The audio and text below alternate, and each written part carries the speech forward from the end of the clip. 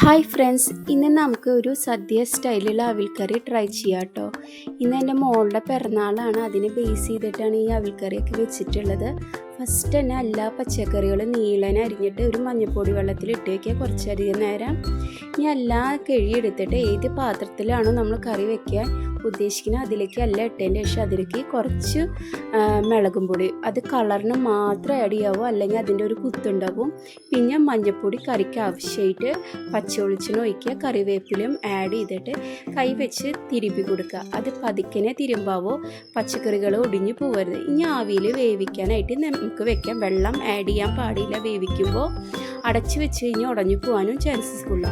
ഈ അരപ്പിന് നമുക്ക് നാളികേരം, ഞാനൊരു അരമുറി നാളികേരം എടുത്തിട്ടുള്ള അതിലേക്ക് കുറച്ച് കൊച്ചുള്ളി, പച്ചമുളക്, പിന്നെ കുറച്ച് ജീരകം കൂടി ആഡ് ചെയ്തിട്ട് ഒന്ന് ചതച്ചെടുത്തേക്കാണ്.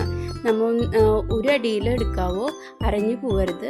ഇനിയിപ്പോൾ ഓൾറെഡി പച്ചക്കറികളെല്ലാം വന്നിട്ടുണ്ട്. ആ സമയത്ത് നമുക്ക് കറിക്ക് ആവശ്യമായിട്ടുള്ള ഉപ്പ് ആഡ് ചെയ്ത് കൊടുക്കുക. ഒന്ന് ഇളക്കി കൊടുക്കുക. ഉടഞ്ഞു പോവാണ്ട് വേണം ഇളക്കി കൊടുക്കാൻ.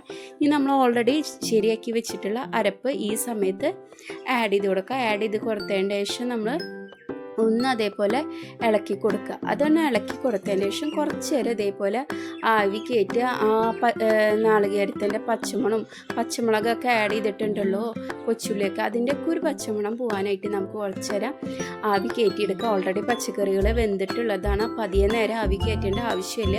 പിന്നെ നമ്മൾ ഈ ഇങ്ങനെ വേവിക്കുന്ന സമയത്ത് നമ്മൾ ഇടയ്ക്കിടയ്ക്ക് ഒന്ന് ഇളക്കി കൊടുത്തോണ്ടിരിക്കണം. അടി പിടിച്ച് പോകാനുള്ള ചാൻസസ് കൂടുതലാണ്. വെള്ളം ആഡ് ചെയ്യുന്നില്ല.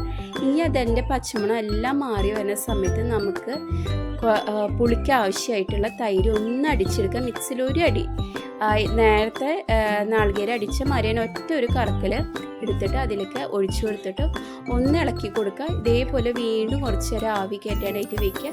ഇനി അതിലേക്ക് കുറച്ചധികം കറിവേപ്പിലും പച്ചവെളിച്ചെണ്ണ ഒഴിച്ചു കൊടുത്ത് ഒന്ന് ആവി കയറ്റി എടുത്തു കഴിഞ്ഞാൽ നമ്മുടെ സദ്യ സ്റ്റൈലിലുള്ള അവിൽക്കറി തയ്യാറായിട്ടുണ്ട്. എല്ലാവരും ഒന്ന് ട്രൈ ചെയ്ത് നോക്കുക.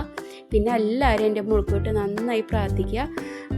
അവൾക്ക് നല്ല അനുഗ്രഹങ്ങളൊക്കെ ഉണ്ടാവാനായിട്ട് പ്രാർത്ഥിക്കണം. പിന്നെ എൻ്റെ ചാനൽ ഇതുവരെ ലൈക്ക് ചെയ്യാത്തവർ, സബ്സ്ക്രൈബ് ചെയ്യാത്തവരാണെങ്കിൽ എന്തായാലും ചെയ്യുക. നിങ്ങളുടെ സപ്പോർട്ടാണ് എനിക്ക് വലുത്. എപ്പോഴും ഞങ്ങൾക്ക് വേണ്ടി പ്രാർത്ഥിക്കുക.